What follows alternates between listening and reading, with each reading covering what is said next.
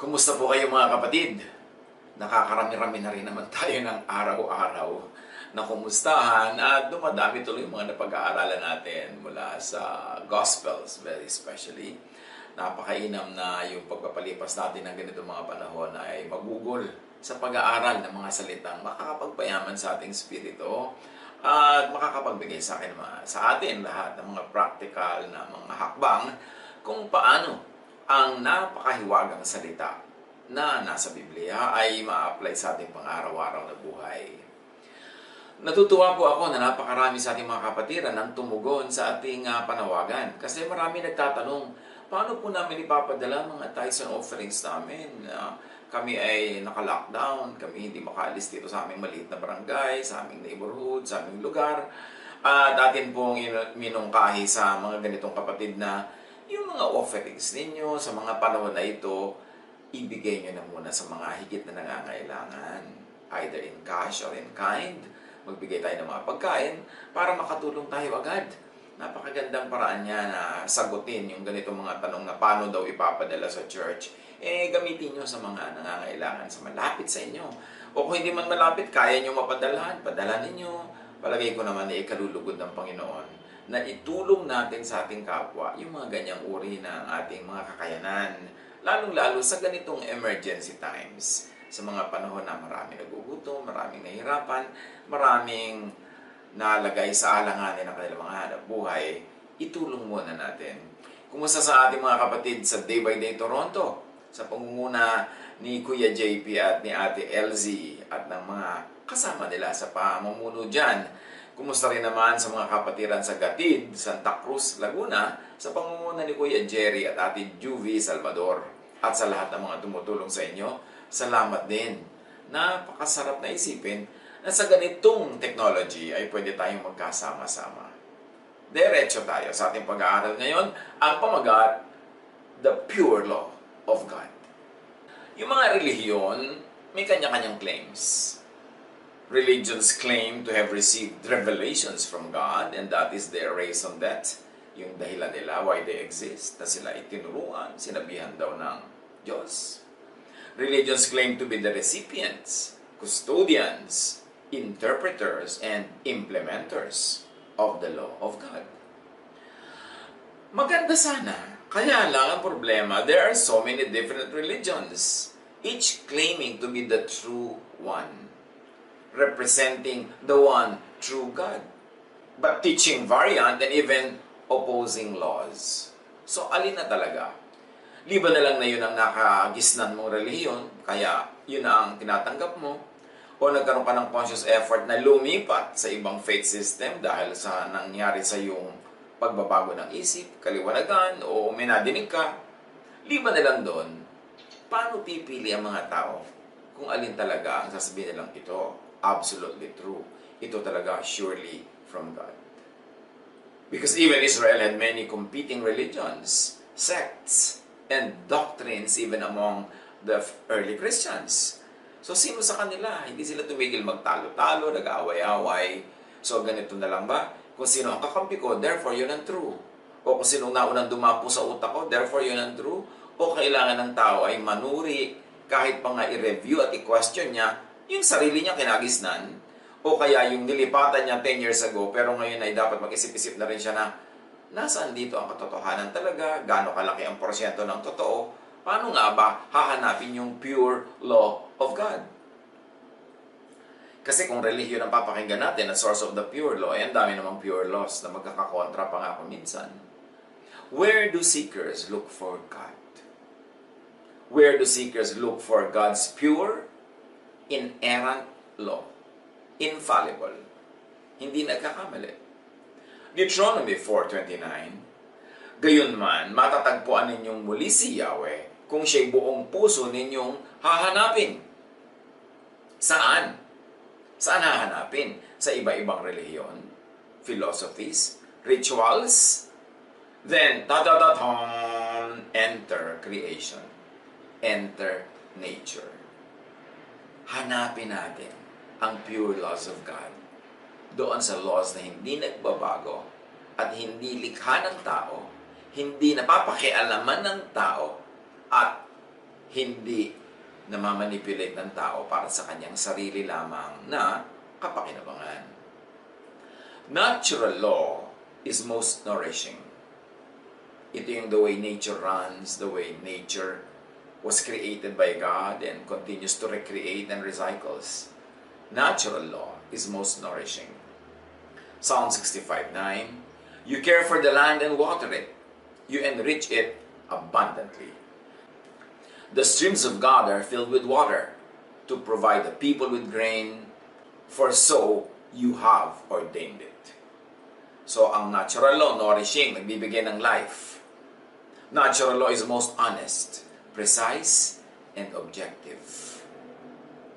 Hindi ito nai-influensya ng opinion ng tao, hindi nai-influensya ng doktrina ng mga relihiyon, hindi na i-influensya ito ng mga politiko, ng mga philosophers. May sariling paninindigan ng natural law, and it's always honest, precise, and objective. Walang kinikilingan, walang pinipili.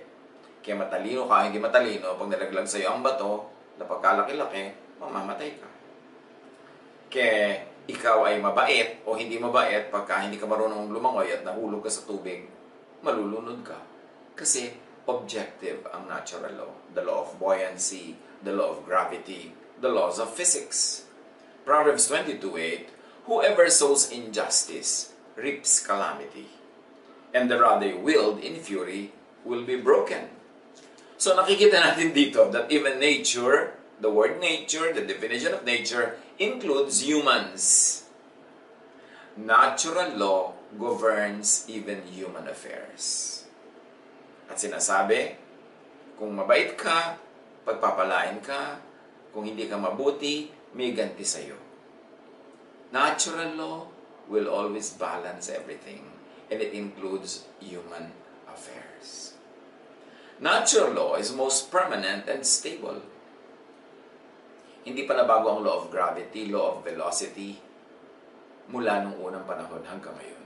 Samantalang nagpabago-bago na ang mga laws of the lands, mga laws of religions, maging even major doctrines of religions keep changing over time. Pagka naiiba na ang panahon, pag nagkakaroon sila ng bagong kaalaman at karunungan, pati ang mga doktrina naiiba. Basahin nyo lang yung Bible mula simula hanggang dulo. Ang daming naiba na mga doktrina about social life, about marriage, about everything. Pero ang law of nature hindi yan naiiba. Kasi Diyos ang gumawa niya. Yung mga laws of religion, baka nga tao pa lang may invento niyan, malay natin.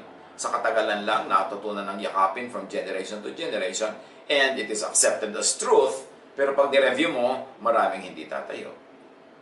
Psalms 104:5-9, He set the earth on its foundations. It can never be moved.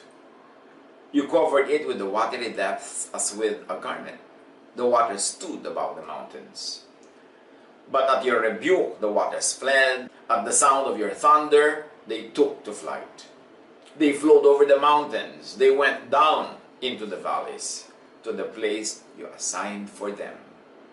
You set a boundary they cannot cross. Never again will they cover the earth. Ito yung mga sinasabi tungkol sa tubig.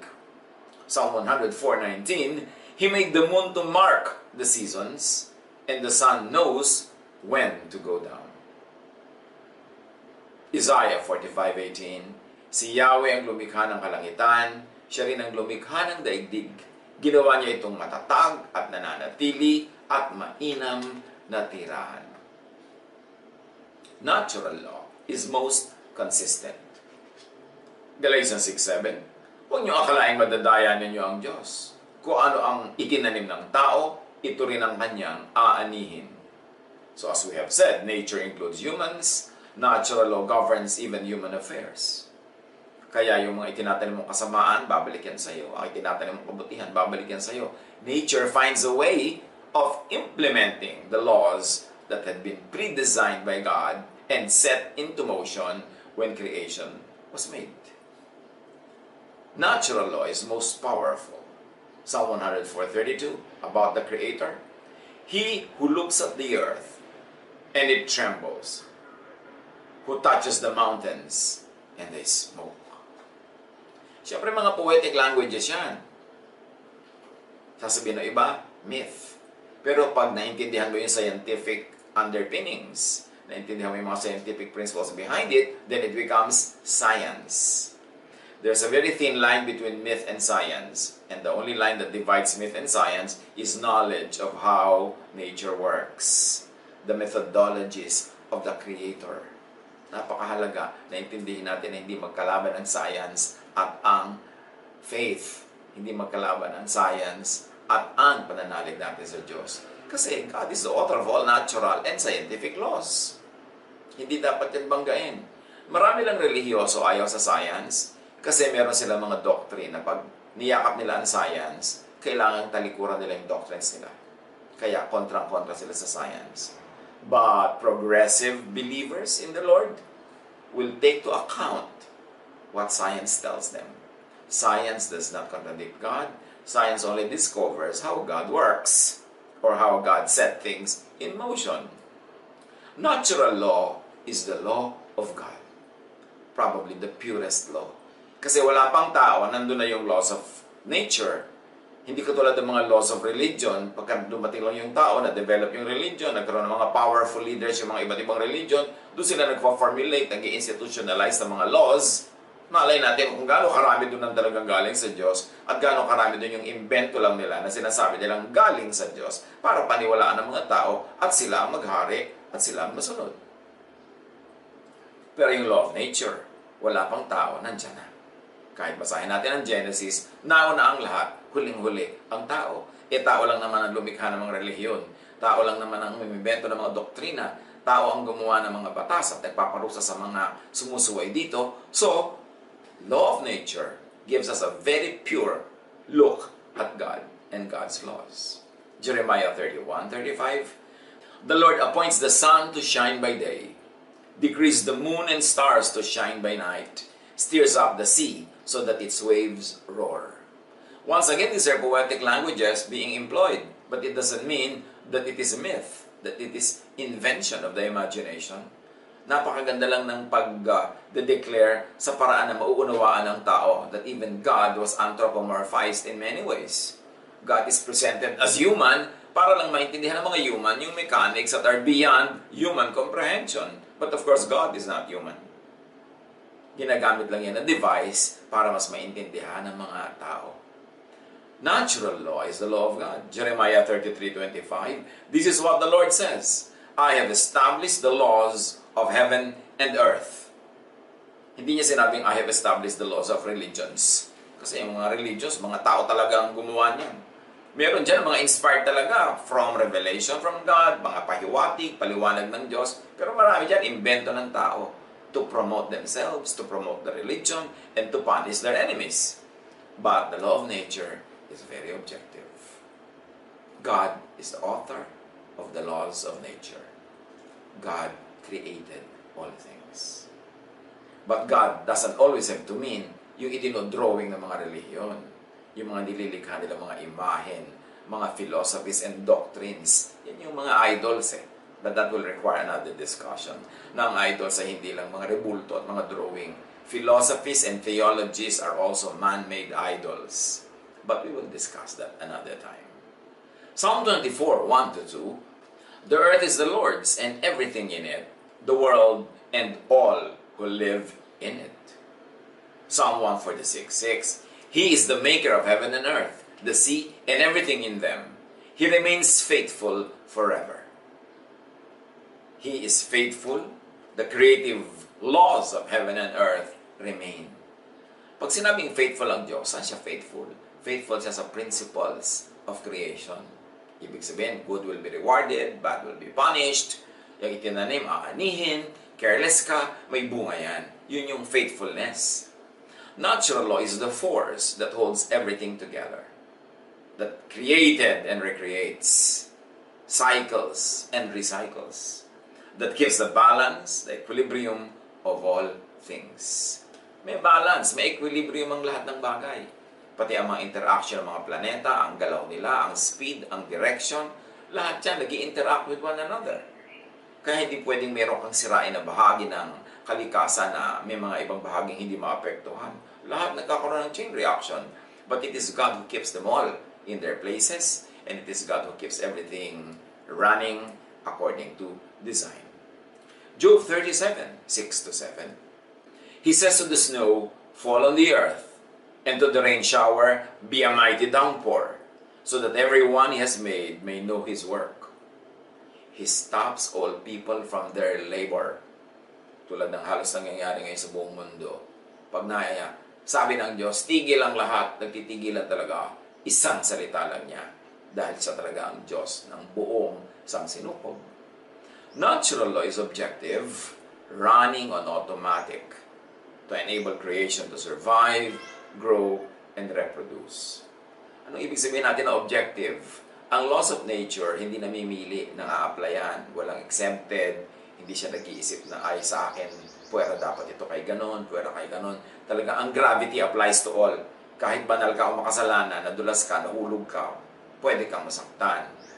Ang laws of nature applies to all. Walang pinipiling race, walang pinipiling gender, walang pinipiling age or social status. Wala. Objective ang law of nature. Tulad ng mga kumakalat na sakit, objective.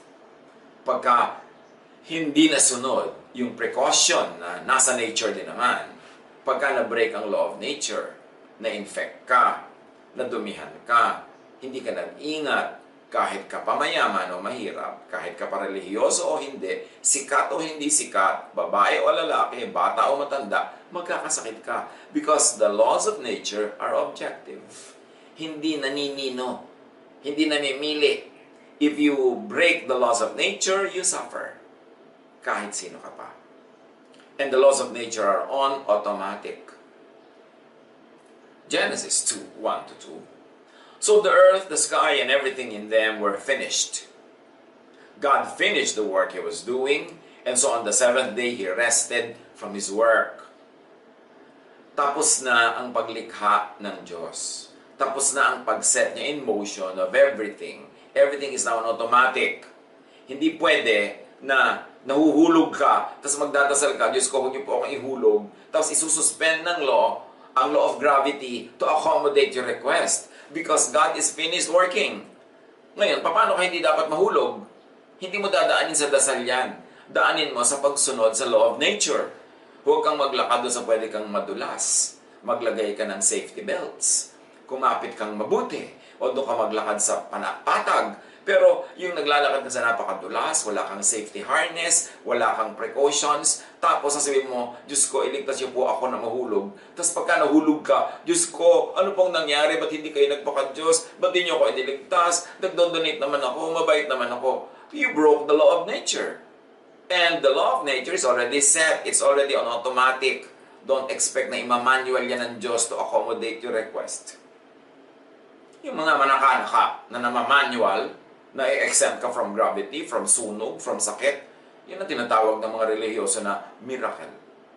Eh bakit ka naman laging aasa sa miracle? Ibinigay na nga ng Diyos yung practical law, sundin mo na lang para hindi mo na kailangan laging hingi ng Diyos, istorbohan ng Diyos na humingi ka ng exemption from the laws of nature. Tapos na. At ang Diyos, ang pagpapakilala niya sa atin, siyempre sabi ng mga religion, through their doctrines. Kaya may mga relihiyon na napakahigpit ng Diyos, napakasungit ng Diyos, mapaghiganti, laging galit. Meron naman mga faith assemblies and faith systems na ang ipinapresent nila, yung Diyos na ipinakilala ni Jesus, yung Diyos na mabait, yung Diyos na mapagpatawad, mapagkukok, mapagkalinga, mapagpasensya. Iba-iba. Kasi ang mga religions, iba-iba din sila ng image of God. Usually, kung masungit yung mga religious leaders doon, masungit din ang image ng Diyos na idinodrawing nila at yun ang ini-implement nila. Kasi, hindi lang naman man was created in God's image. God was also created in man's image by man. So, kanya-kanyang religion, kanya-kanyang drawing sila ng Diyos, kanya-kanya sila ng pagpapakilala. Usually, na ang pagpapakilala nila sa Diyos, yung tugma sa sarili nilang pagkatao. Kaya dapat din nating reviewin. But nature is God's revelation of the divine nature. Gusto mo talaga makilala yung nature ng Creator? Tingnan mo yung creation. Parang gusto mong makilala yung nature, yung pagkatao, yung personalidad ng isang arkitekto, tingnan mo yung kanya mga ginawang mga gusali. Gusto mong makilala yung pagkatao ng isang cook? Tingnan mo kung ano mga niluluto niya at paano niya hinahain. Ngayon, gusto mong makilala talaga ang Diyos. Nakakalito naman kung sinong religion ang lagi mo lang papakinggan kasi naglalaban-laban niya, nagko-compete bawat isa sa kanila. Sabi nila, sila lang yung tama. Para ka makasigurado, tingnan mo yung objective. Tingnan mo yung nando na bago dumating ang tao at ang mga relihiyon. Tingnan mo yung nature. Romans 1:20, for since the creation of the world, God's invisible qualities, His eternal power and divine nature, has been clearly seen, being understood from what has been made, so that people are without excuse. Kalinaw-linaw naman yan, Romans 1:20. Wala pang tao, kinreate pa lang ang mundo, nakahantad na, nakahayag na ang God's invisible qualities, made seen through what is visible, through what is created, through what can be touched, through what is tangible, and that is nature. Napakalinaw daw ng pagpapakilala ng Diyos sa kanyang personalidad sa pamamagitan ng mga ginawa niya. So, tingnan mo ang nature. Colossians 1:17, He is before all things, meaning Jesus, and in Him all things hold together. Like gravity holds everything together. Like many physical laws holds things together. Ganun description kay Jesus. In Him, all things hold together. Pag tumingin ka sa atom, pagka tumingin ka sa chemistry, pagka tumingin ka sa maraming mga sciences, meron kang mga ma-identify na yun yung nag-hold together. At sabi ganun si Jesus. Bakit nga hindi? Diyos ang lumikha ng lahat ng physical, chemical, mathematical laws, lahat yan, Diyos ang gumawa. At hindi naman ikinakaila. Sabi ng John 1:1, in the beginning was the Word, and the Word was God, and the Word was with God. And nothing that has been made was made kung hindi dahil sa Kanya. So, i-associate natin ang Diyos, Ama, si Jesus, ang revelation ng Diyos through nature, at sinasabi, nun pa man, the beginning, nandun na yung Word. Hebrews 1:3, the Son is the radiance of God's glory and the exact representation of His being, sustaining all things by His powerful Word. Again, this is using human words, but of course, human words are used because of our human limitation. But try and explore beyond the words. Kung ano yung mga ideas trying to be represented by and through words. At makakalabas tayo dun sa kulungan ng mga salita ng tao para maunawa natin yung salita ng Diyos. Ano ang kahulugan? That the Son is the radiance of God's glory and the exact representation of His being, sustaining all things by His powerful Word. Now, it's interesting to look at the unchanging laws of nature. Kuya, bakit po ba natin pinag-uusapan yung nature? Anong kinalaman natin sa nangyayari ngayon? Ang nangyayari ngayon natural, may scientific reason, kaya may mga sakit, kaya may mga kumakalat na problema. May scientific reason yan. Hindi yan nadadaan sa religious witchcraft o religious ritual lamang. Kailangan maunawa natin yung natural law, yung scientific law, para yun ang ating mahanap na solusyon according to the laws of nature. Now, the unchanging laws of nature are very interesting. First of all, nature creates and recreates. Minsan lang nag-create ang Diyos, pagkatapos lahat automatic, nagre-recreate. Isaiah 55:10, ang ulan at yelo na bumabagsak mula sa langit ay hindi na nagbabalik, kundi dinidilig nito ang lupa. So, hindi ito bumabalik sa langit nang hindi mo na nagawa ang trabaho niya, magdilig. So, nakikita natin yan. Water recycles. Minsan lang nilikha ng Diyos ang tubig, tapos hindi na siya likha ng likha everyday. Ay, nauubos na uli ang tubig, gagawa na uli ako. Ay, nauubos na uli ang hangin, gagawa na uli ako. Everything recycles. Kaya yung tubig, paikot-ikot lang. Not one drop was lost since creation. At alam yan, ang grade 2 student sa elementary ngayon, yung water cycle. I hope alam. Nakikita natin yung oxygen at saka carbon dioxide. Ayan ang halaman, ayan ang tao. Mag-e-exhale ang tao ng carbon dioxide, i-inhale naman yun ng halaman. Tapos i-exhale ng halaman as oxygen, i-inhale naman ng tao yung oxygen na yun. Kaya tao at halaman magkatabi, factory sila ng pangangailangan ng isa't isa. Hindi kailangan gumawa uli ng bagong oxygen. Kailangan lang, maraming halaman. Kung inuubos natin ang halaman sa gubat, inuubos natin ang halaman sa bundok, sinong gagawa ng oxygen? Di puro carbon dioxide na lang yan. Kaya pag sinisira natin ang law of nature, nagkakasakit tayo, huwag mong daanin sa religious witchcraft yan. Magtanim ka ng mga halaman, magkaroon ng mga enough greenery para magkaroon ulit ng oxygen. Hindi hihingi ka na naman ng himala. Ang dami kasi mga religious work and religious activities, mga medieval, para bang nung panahon ng mga kadiliman ng isip ang umaandar sa ating mga utak, hamantalang marami nang ipinakita ang Diyos sa atin through science kung paano natin pakikisamahan ang creation. Nature cycles and recycles. Ecclesiastes 1:4-8, generations come and generations go, but the earth remains forever. The sun rises and the sun sets, and hurries back to where it rises. The wind blows to the south and turns to the north. Round and round it goes, ever returning on its course. So paikot-ikot lang yung hangin at ang nakakatuwa, pagbalik, fresh uli. Pagdaan sa'yo, ay, polluted na naman. Tapos mamaya, fresh na naman. Nire-recycle ng Diyos ang hangin.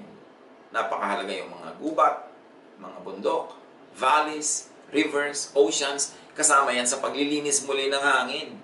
Kung dinudumihan natin, magtataka pa tayo, may mga sakit na kumakalat. Wala na tayong ginawa kundi sirain yung buong kalikasan. Verse 7, all streams flow into the sea, yet the sea is never full. To the place the streams come from, there they return again. Can you imagine? Alam na nila yung water cycle.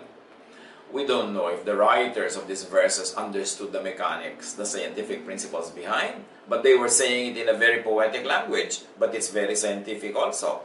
Dinidescribe yung mga evaporation, condensation, na nangyayari sa tubig, kaya paikot-ikot lang. Yung may sinampay ka, natuyo, saan nagpunta yung tubig nun? Nag-evaporate. Mamaya magiging ulap. Mamaya naipon na sila, dumami na, magiging ulan ulit. Pabalik-balik. Pero pagbalik, malinis na. Pwede na naman uling inumin. Tapos dudumihan uli ng tao. Napaka-tsagangan ng nature sa mga ginagawa ng tao, mga pagpapabaya. Ecclesiastes 3:15. Lahat ng nangyayari ngayon ay nangyari na noong una. Gayon din ang magaganap pa. Paulit-ulit lamang ang mga pangyayari. So yung mga nagtataka tayo, ayan na, nag-global warming, matutunaw ng mga yelo sa North Pole, sa South Pole, takot na takot na ang lahat.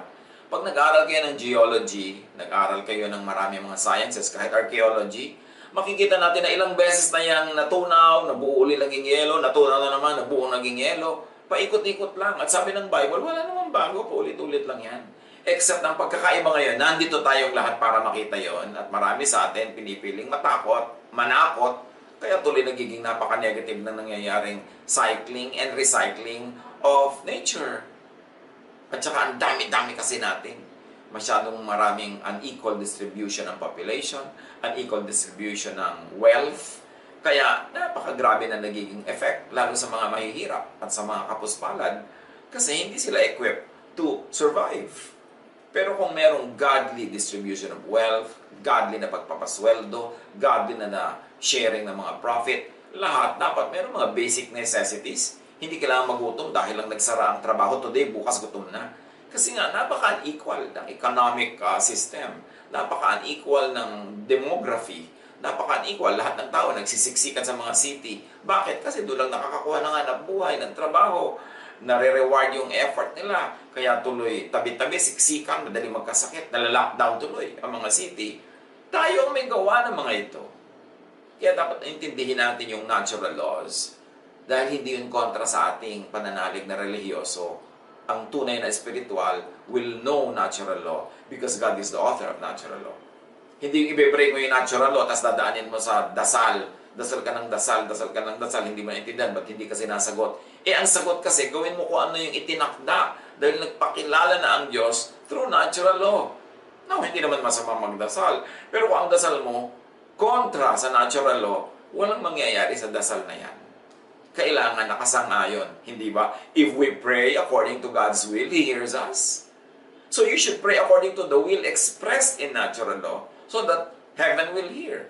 in your prayer plus your action, which is parallel to your prayer, will yield its desired fruit. Unawain natin yan, huwag tayo nabubuhay sa Middle Ages na puro kadiliman ng isip, puro superstition, puro lahat dadaanin sa mga religious ritual. May saysay yan, may buti kung sangayon sa natural law, kung sangayon sa God's will expressed in natural law. Hindi na yata ako titigil ng ulit. At dinidiin ang mga katotohanan na ito para ating matandaan naman at maunawa. Nature is an automatic. Thus, it is impersonal. Bakit may mga tao napuputol ang paa, napuputol ang kamay, daliri sa mga makina ng pabrika? Kasi yung physics na nagpapaandar ng mga makina, impersonal. Pag iikot yung gear, pag dadaan yung lagari, pag merong mangyayaring movement, hindi yung tumitigil dahil yung daliri mo nakakalat doon. Dahil hindi mo inobserve yung scientific system, yung natural law, nakakalat yung daliri mo sa maling lugar, napuputol tuloy. Tapos sasabihin mo, pinabayaan ka ng Diyos. Yung mga iba pupunta sa mga factory, sa Diyos ko, alagaan niyo po kami, Diyos ko, ingatan niyo po kami. That's a very good prayer. Pero kailangan, may kakambal yun na pag-iingat na scientific and practical. Kasi kahit anong dasal ang gawin mo, kung hindi ka nag-iingat, mapuputol ka. Kasi natural law is impersonal. And God is not a respecter of persons. Hindi, ay naku, may mga tao doon.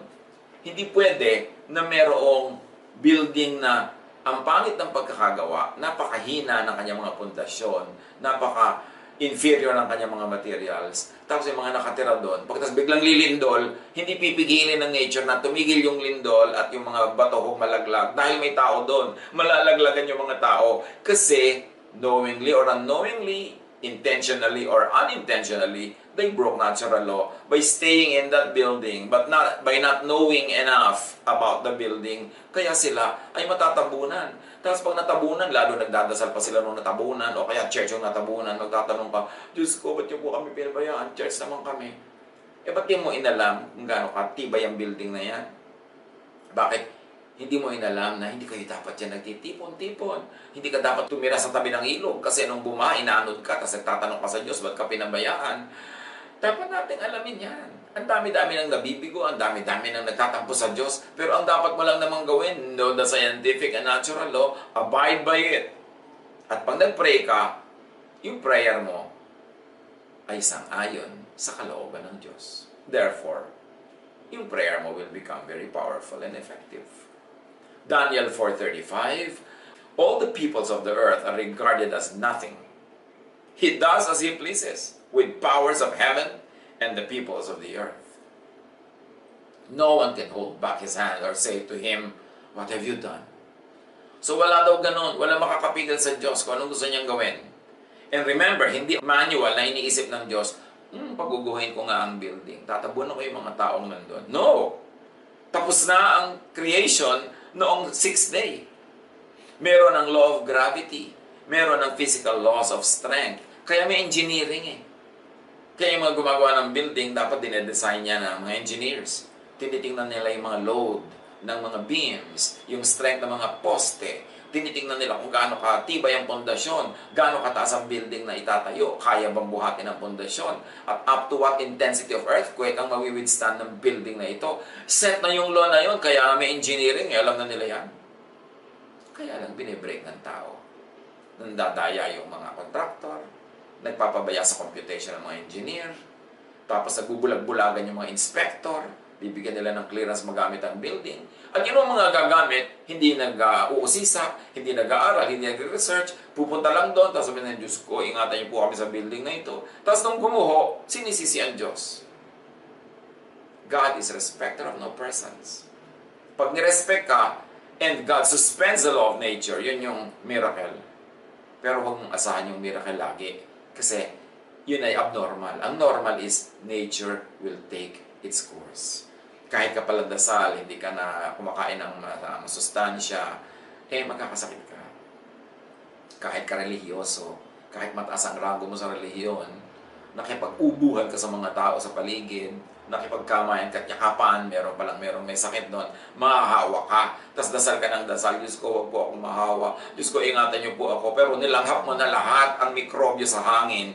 Hindi ka nagtatakil ng iyong ilong, hindi ka nagdi-distance. Church kayo, hindi man lang kayo mag-suspend ng group activities. Sabi niyo, no, God will protect us, God will cover us with the blood of Jesus. Misapplication naman yan. Tapos pag nagkasakit kayo, sisisihin niyo yung Diyos.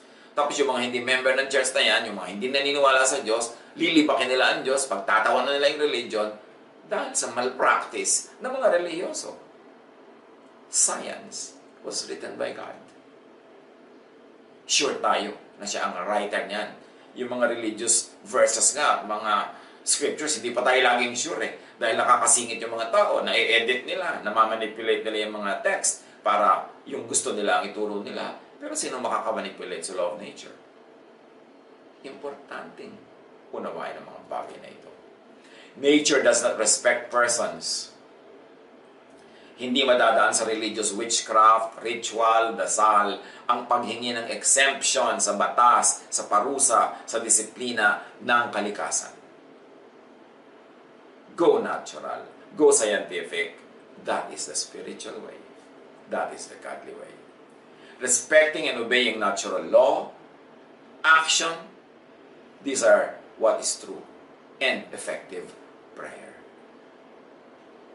People are to respect nature, not the other way around. People asking nature to respect them.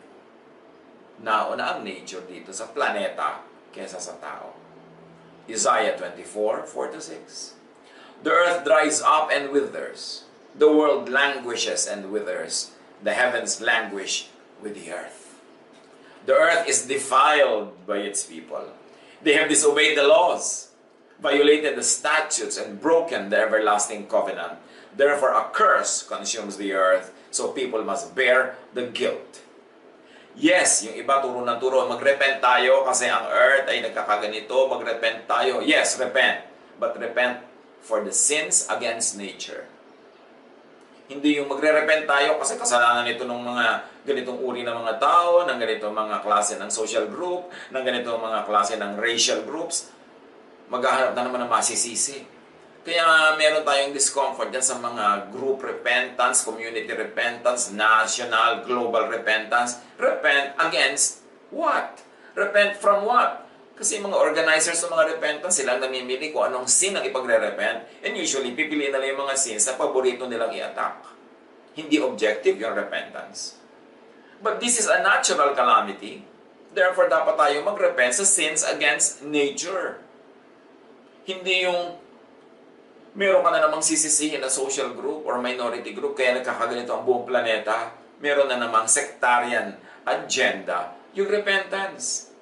If there is really something we should repent, all of us, about, it is the collective sin of humanity against nature that gave birth to these problems. God is not human, and therefore God is not limited. God watches over nature. Jeremiah 23:24, walang makakapagtago sa akin. Makikita ko siya kahit saan man siya pumunta, sapagkat ako'y nasa lahat ng lugar, sa langit at sa lupa. So ito yung presence ng God. Pero ang God, hindi yung personally nagbabantay. Hindi na siya nakapagpahinga. Hindi personally, lahat na lang ng nalalaglag, sasaluhin niya. Hindi personally, lahat na lang ng nasusunog, pulain niya yung apoy. Nakaset yan lahat, natural, automatic. Yun ang ibig sabihin nung nandyan siya. Alam niya ang nangyayari. At kung may mga mangyari man as a consequence of breaking natural law, God will allow it to happen. Because it is preset. Tayong nakikitira dito sa earth, tayong nakikigamit ng nature, nakikisama, nakikisalamuha sa nature, tayo dapat na mag-adjust. Tayo ang umalam kung paano tayo dapat maglakad, sa tayo dadaan, gaano kabilis, anong oras tayo dapat dumaan, para hindi tayo mapahamak. God is above and beyond what is human. Isaiah 55:9, kung paano ang langit ay mas mataas kaysa lupa, ang aking kaparaanan ay higit kaysa sa inyong kaparaanan, at ang aking kaisipan ay hindi maaabot ng inyong kaisipan. So, huwag na nating i-second guess ang Diyos. Huwag natin siyang panghimasukan at pangunahan. Sumunod na lang tayo. Nandiyan na lahat yung laws.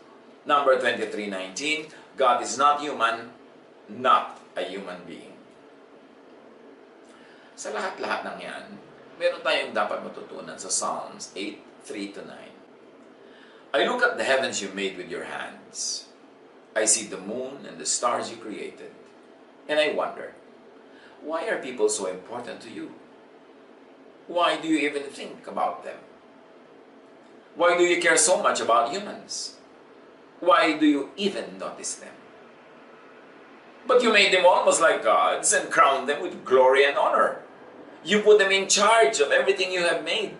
You put everything under their control. People rule over the sheep and cattle and all the wild animals. They rule over the birds in the sky and the fish that swim in the sea. Lord, our Lord, your name is the most wonderful name in all the earth. So, bakit tayo pinansin ng Diyos? Bakit tayo bigyan ng halaga? To the point na tayo ang pinangangalaga niya sa lahat ng kanyang can-create. And the lesson is, the question also is, pinangangalagaan nga ba natin? Inaalagaan ba natin mga hayop o ina-exploit lang natin? Pati ba naman yung mga dolphin, papatalon-talonin mo sa mga pool para panoorin mo sila? Ganun ba ang paglikha ng Diyos para sa kanila, maging entertainer? Nilikha ba ng Diyos sa mga elepante para patungtongin sa mga bola? Para magbuhat ng mga turista na nag-aakyatan ng mga bundok? Nilikha ba ng Diyos ang mga tigre, mga leon para ilagay sa zoo at panoorin? Ang mga buhaya para akit-akitin ng mga konting karne at i-manipulate ang kanilang behavior? Nilikha ba ng Diyos sa mga ibon para ikulong? Para yung ating mga bintana ay may mga huhuning-huning ibon doon na nakakulong? Nilikha ba niya mga isda para ilagay sa aquarium? Para kaligayahan lang ng ating mata, pero yun ang naging mundo ng isda na yun hanggang mamatay na siya? Inaalagaan nga ba natin ang nature? Inilagay nga ba dyan ang mga bundok para kalbuhin natin? Yung mga may kapangyarihan, economic or political, sila kumakalbo naman yan. Ang liliit na mga kinikita ng mga utusan nila na pagka naman bumaha dahil kalbo ang gubat, yung mga utusan na yun ang lulubog, silang aanurin dahil wala silang kakayanan. Yung mga nagpakalbo niya na mayayaman, nasa mga mansion, nasa ibabaw ng mga bundok, hindi sila na ano. Anong ginagawa natin sa planet? Bakit tayo nagkakaganito? Kung merong dapat na repentance, it's really about that. Our cruelty to animals, our cruelty to plants, our cruelty to other human beings. Yan ang dapat ipag-repent. To respect natural law is to respect God. To obey natural law is to obey God. Huwag daanin sa religious witchcraft and ritual. Be scientific. Be natural. Because God revealed Himself through nature the best way. Genesis 2:15, the Lord God took the man and put him in the Garden of Eden to work it and take care of it. Not to exploit it. Not to destroy the planet. Inaani natin collectively as humans ang kasalanan collectively ng human race. Bagamat sadly, may mga human beings na hindi naman sila involved sa mga kasalanan na yan, pero nadadamay kasi nga collectively yung buong race ang nadadamay. To break natural law is to break God's pure law. Yung nga pag may binibreak ka na religious law, hindi ka nga sure kung talagang God's law yung nabibreak. Pero pag nag-break ka ng natural law, you are sure that you are breaking God's law. Jeremiah 12:4, how long will the land lie parched, and the grass in every field be withered? Because those who live in it are wicked, the animals and birds have perished. Pero ngayon, sa nangyayari mga lockdown, the animals and birds namamayagpag, nagsasaya, lumalangoy, lumalakad, tumatakbo, lumilipad. Kasi ang mga tao ngayon ang mga nakakulong sa kanilang mga bahay. Ngayon, dapat maging sensitive tayo kung anong nararamdaman mga hayop. Kasi every other time in history, sila kinukulong natin. Inuubos natin ang mga gubat na tinitira nila. Saan sila titira? Inuubos natin ang mga tubig na malilinis, dinudumihan natin. So, saan sila titira? Tinatambakan natin ng basura, mga dagat at mga ilog. So, paano na yon? Ngayong ating mga bahay ang pinapasok ng mga dumi, ng mga sakit, nararamdaman natin how it is to be defensive, how it is to be on the defensive, how it is to be threatened by your environment. Breaking impersonal natural law, then asking for personalized exemption from it, is not the godly thing to do. Hindi ka nag-ingat, tapos magdadasal ka na ikaw ay ingatan, nagpabaya ka, tapos dadasal ka na i-exempt ka sa consequence, that is not the godly thing to do. Ezekiel 34:18, is it not enough for you to feed on the good pasture? Must you also trample the rest of your pasture with your feet? Is it not enough for you to drink clear water? Must you also muddy the rest with your feet? So hindi pa ba sapat na nakikikuha ka, nakikiinom, nakikikain from nature? Kailangan bang sirain mo pa lahat yung kahit hindi mo kailangan? Yung sobra kang mag-over-harvest, mag-overuse, mag-abuse ng nature? Kailangan ba talaga yun? Breaking impersonal natural law, then asking for personalized exemption from it, is courting disappointment. Pagka hindi ka nag-iingat, tapos magdadasal ka na huwag ka magkasakit, you are bound to be disappointed. Dahil malamang magkakasakit ka. Hindi ka nag-aral, magdadasal ka, ipasa ka sa exam, malamang hindi ka papasa. Nadi-disappoint ka. Pababayaan mo ang mga tao sa paligid mo, pamilya mo, tapos sabihin mo, ikip ng Diyos na kasama mo sila, malamang nadi-disappoint ka. Kasi yung prayer mo with your lips at yung ginagawa ng iyong katawan ay magkaiba. Dapat tugma. Ecclesiastes 10:9, if you are moving large stones, you might be hurt by them. If you cut down a tree, you are in danger of it falling on you. So, hindi dadaanin sa magic dasal. Dapat nag-iingat, nire-respeto ang natural law. In the distant past, prophets revealed God's will, instructions, commands, guidance, and promises. But that's all that the people had. Their prophets. Marami pa nga fake. Marami self-appointed. Although may mga mangilan-ngilan na totoo. And although dimly ang pagpapahayag ng mga propeta ng mga katotohanan. Kaya sabi ni Paul sa 1 Corinthians 13:12, it is the same with us. Now we see God as if we are looking at a reflection in a mirror. But then in the future, we will see Him right before our eyes. Now I know only a part, but at that time I will know fully, even as God has known me. So sinasabi ni Paul, now we know in part, we prophesy in part, our knowledge is imperfect, our prophecy is imperfect. May prophecy, may mga prophet, pero napaka-imperfect ng mga pagpapakilala nila sa Diyos, parang mga images lang on a mirror, reflection lang, hindi buo. At sinabi yun ni Paul, our knowledge is imperfect, our prophecy is imperfect. But when the perfect comes, the perfect or the imperfect will pass away. Ngayon, natural law, natural sciences, reveal God's will, instructions and commands, guidance, and even promises. Science could be God's first, nung unang panahon bago magkatao, and last prophet. Isaiah 11:9, they will neither harm nor destroy on all my holy mountain, for the earth will be filled with knowledge of the Lord as the waters cover the sea. So you see, knowledge ang mahalaga. Hindi superstition, hindi haka-haka, hindi guni-guni. All the discoveries of science are already embedded in nature. We only mimic, we enhance, and repurpose it. Mga submarine, kinopya lang niya ng isda. Mga aeroplano, kinopya lang niya ng mga ibon. Lahat ng ginagawa natin, embedded na sa nature. Napapagana lang natin according to our purposes. Kaya tinatawag yan na applied sciences. Job 12:7-8. But ask the animals and they will teach you, or the birds in the sky and they will tell you, or speak to the earth and it will teach you, or let the fish in the sea inform you. Again, poetic language, but if you operationalize that in scientific terms, it is saying volumes.